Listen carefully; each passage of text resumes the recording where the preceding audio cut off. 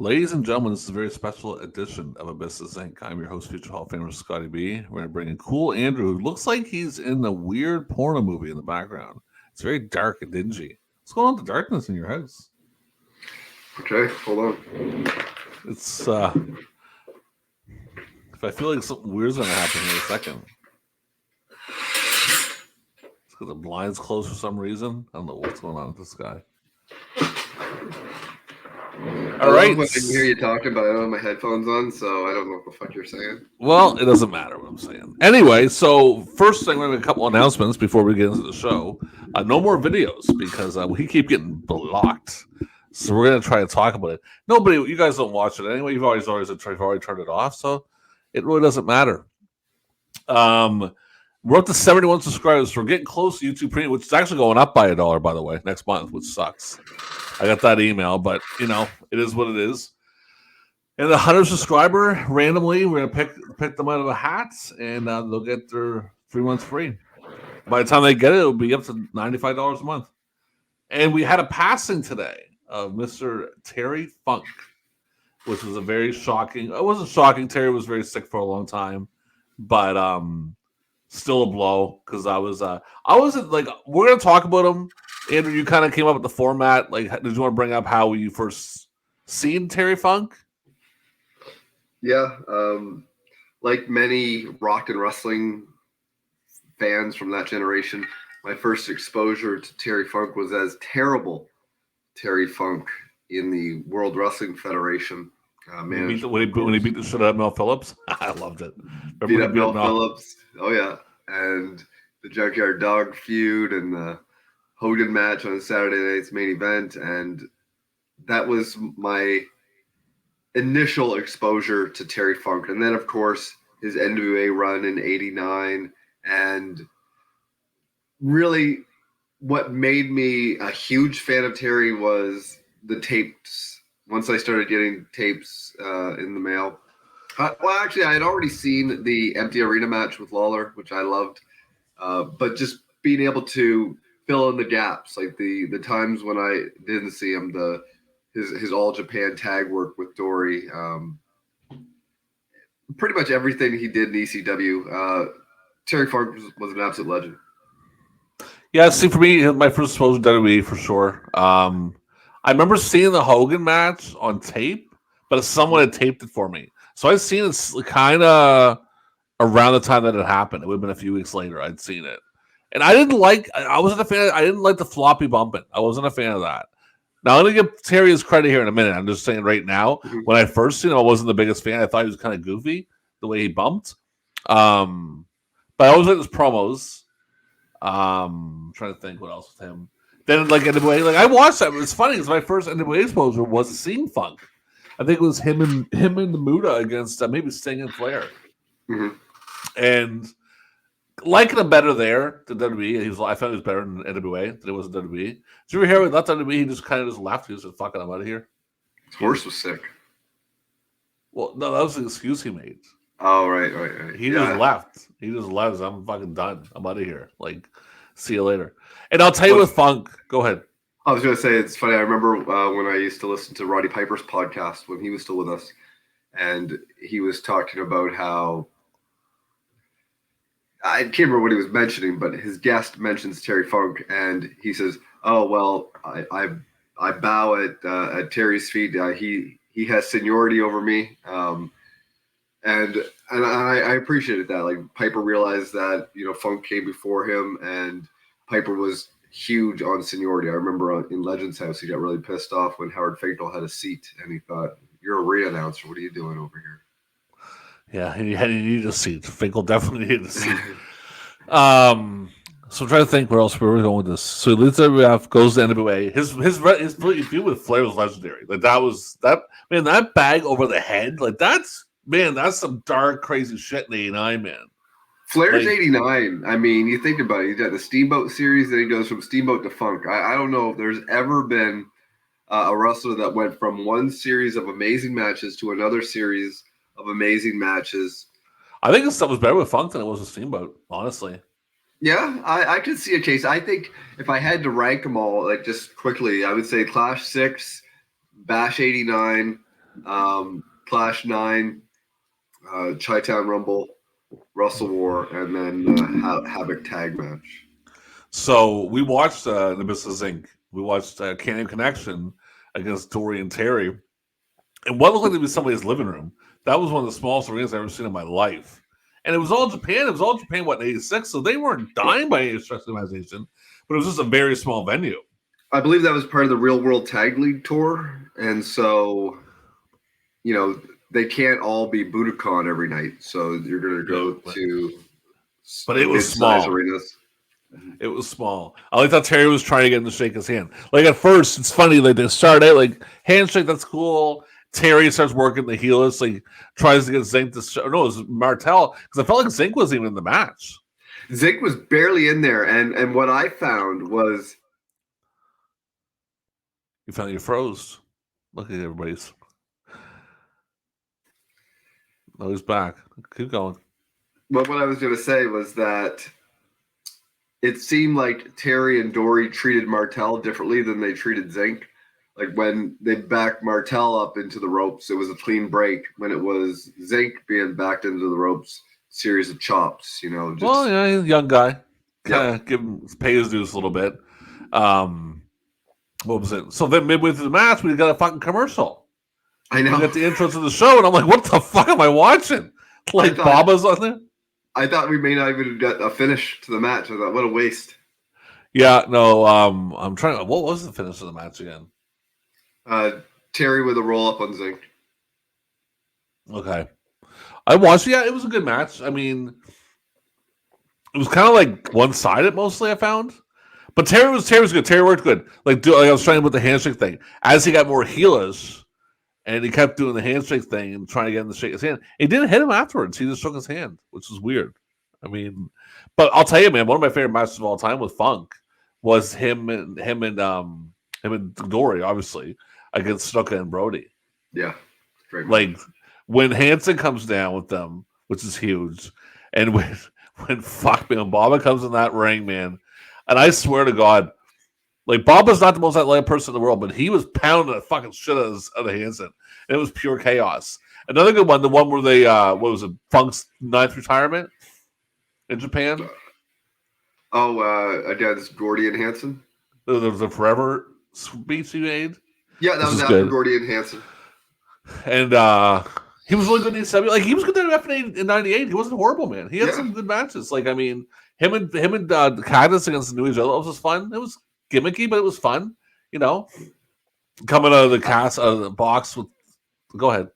I was going to say the only time I'd say Terry's worst ever run or stint was the WCW 2000 stuff. That wasn't very good. That was bad for everybody. I don't think. Yeah, I don't think anybody had a good 2000. Maybe Scott Steiner or Lance Storm. Well, I'll tell you, man, Brett was still wrestled that concussion, and Funk fucked him up a little more, like a couple shots to the head. But it's too bad Funk. I mean, 79. It's not young, but it's not, man. It's not that old, dude. Like, I mean, 79 is not ancient. I know people are a lot older than that.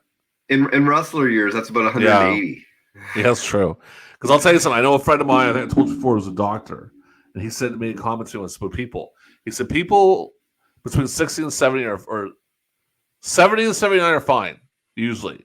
Once they hit 80, it starts pummeling. Like, they start going down quick. So, I mean, Terry, it's unfortunate. I mean, the man had a long career, took a major beating. Did he have Alzheimer's in the end? I'm not sure. It's kept pretty quiet. I think what we'll have to do is read the Meltzer, the Observer issue. The issues with an S, because he'll make issues with this one with Funk. I mean, fuck, man, if you're gonna cover Funk, God, he starts in what, 60s? 65. He was born in 44. He started in 21. And he wins the NWA title. When does he win the NWA title? 75? I think 75 or 76. I can't remember. So he doesn't run there. And then he does this. Okay, let's go over his thing here. Starts 65 in Texas with his father, obviously. Do you have any recollection? Like, you weren't even born then, obviously. Any idea of his stuff when he starts out? I don't know. The Amarillo footage, period, is tough to find.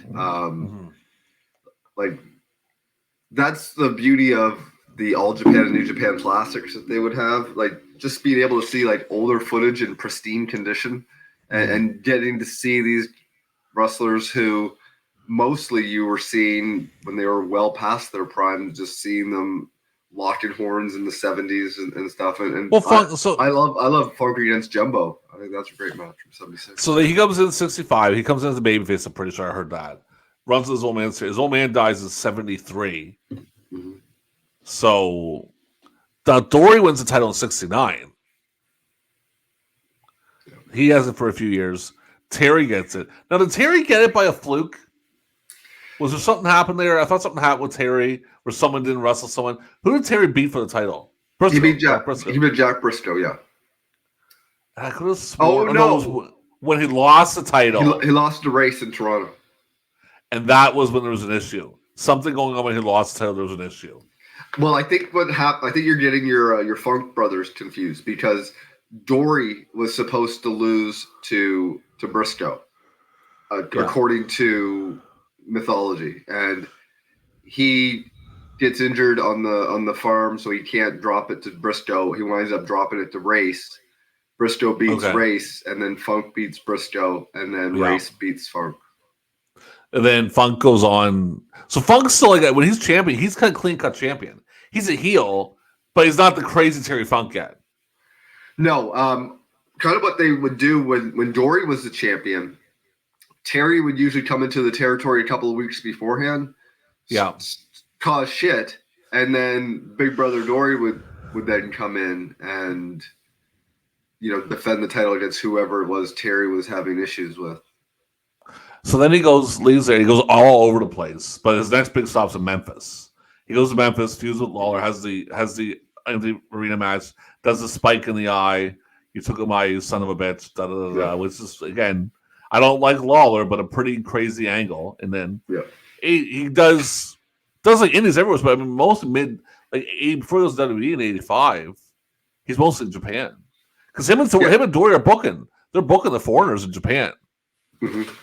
Yeah, and then, I remember seeing him like drop in on footage on Mid Atlantic in like early '85, which was surprising. I think he was in and out of Florida.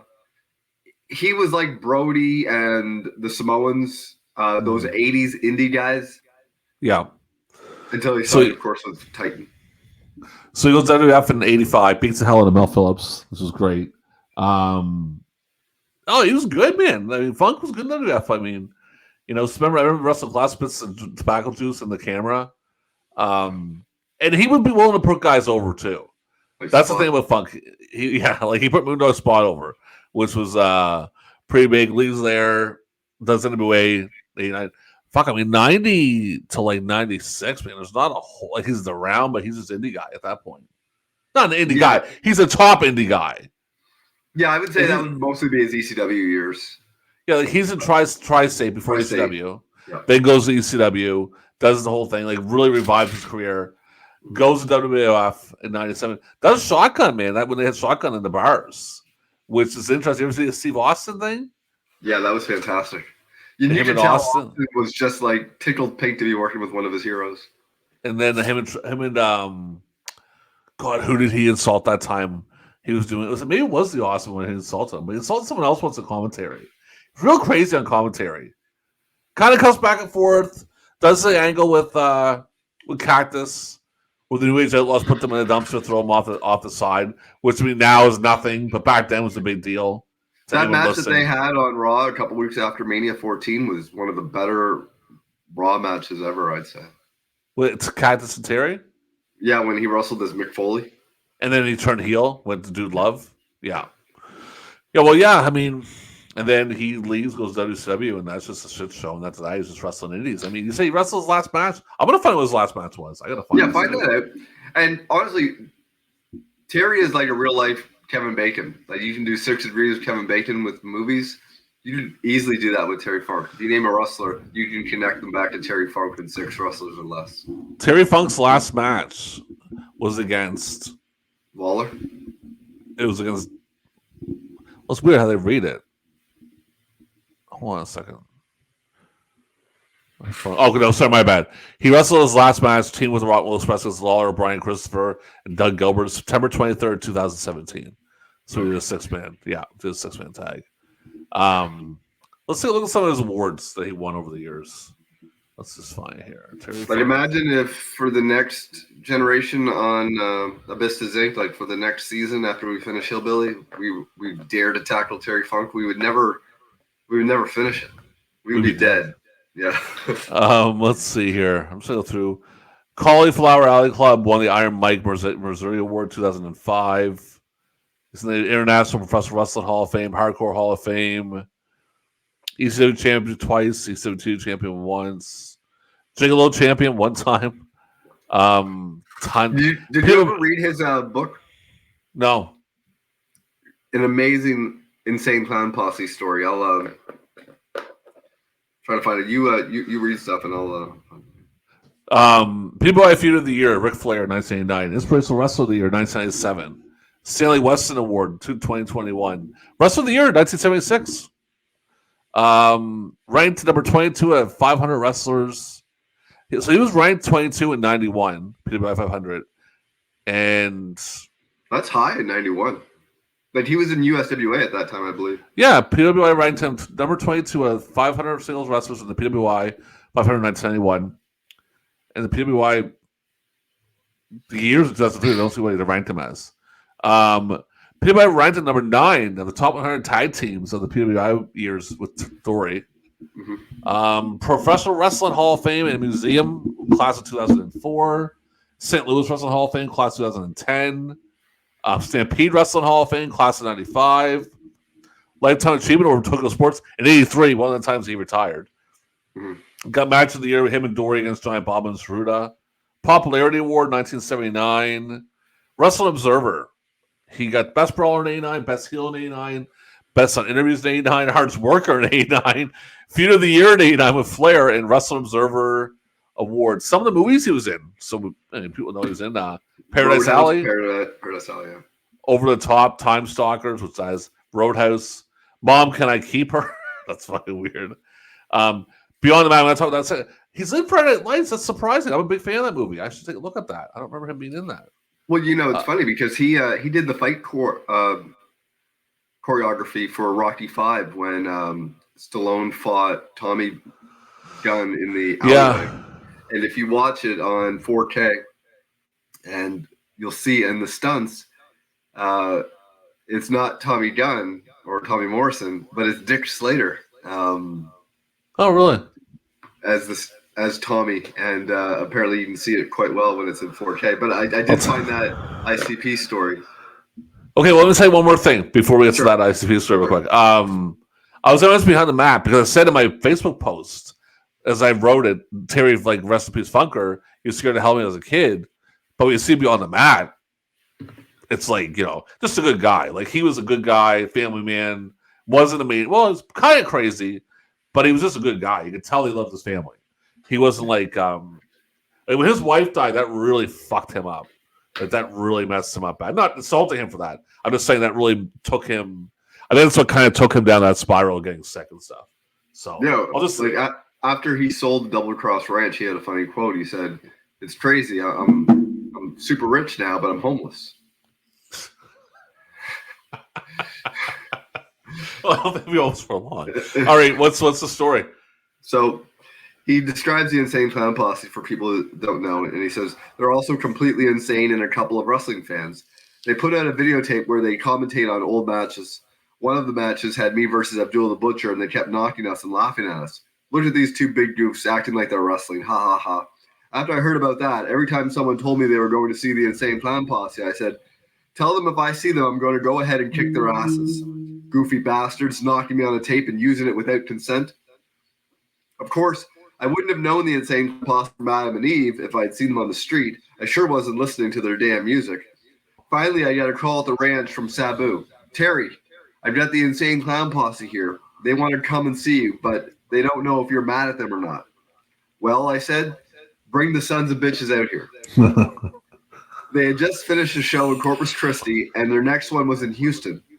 So they took their bus all the way from Corpus Christi to Amarillo and then back down to Houston after they met me. I told you they were nuts.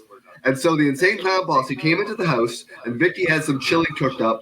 They sat down and ate a bowl of chili apiece and talked to me. They said they were sorry if I was upset over what they said on the tape, and they buried the hatchet. Then Violent J said, Terry, we want to leave you some money for using that tape of you. I said, no, don't do that. Yes, Terry, we're going to leave it under this jar on this counter here. I kept telling them not to, but I walked into the next room before them. They followed me and told me they had to go. We said our goodbyes, and the Insane Clown Posse drove off in their bus.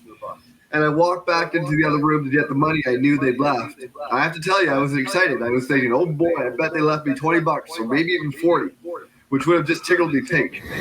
I thought I'd have enough to pay for the chili at least. And so I was really happy at the notion of having $20. I went in there, lifted up the jar, and there was $4,000 there. Holy shit. And so let me tell you people something right now. I love the Insane Clown Posse. The next retirement match I have, they're going to be in the semifinal. They're the greatest band in the world, and I have all their records. I haven't gotten around to listen to them yet, but I have them here somewhere. That's funny. Yeah. $4,000. That's a couple bucks. That's a couple of dollars. Yeah. Right on. So there we go. So the Funker, yeah, it's too bad, but again, you know, it's. I mean, I'm only going to live forever. I'll be doing podcasts. I'm 172. But if people want to put he lives on with footage, and I've seen on YouTube and Facebook people looking for Terry Funk recommendations. So hopefully, what this will do is spur on a whole new generation that will discover his promos, his matches, his antics. I'm going to put down. I'll put down the Snuka one with him and Snuka and Brody against him, and I'll find the empty arena match. Trying to think what else. A couple promos. I'll find a couple things. Yeah. Put them the one where he pours oil on himself in the shower. Have you seen that one? No. It's in Florida. He keeps saying, "This is what a Florida cracker looks like," and he starts pouring motor oil on himself. It's amazing, amazing promo. I'll find it, send it to you, and put it in the description. Okay. All right, people. So that is the show with Terry Funk. We're going back with another episode. It actually kind of mixes in with Funk because it's one of Funk's, I would say, proteges against Tom Zenk. Well, this is all going to be out of order too because we're going to have a hillbilly thrown in there. So no, we'll put it together. We'll let hillbilly skip a week. Okay. Hillbilly will skip a week unless he dies. Well, it'll be a couple weeks because the last one was Zenk. That's all right. Well, hillbilly can wait. He can wait. This will be going out pretty quickly. Okay. So everyone watch this, and then we'll be coming up with a new one very soon.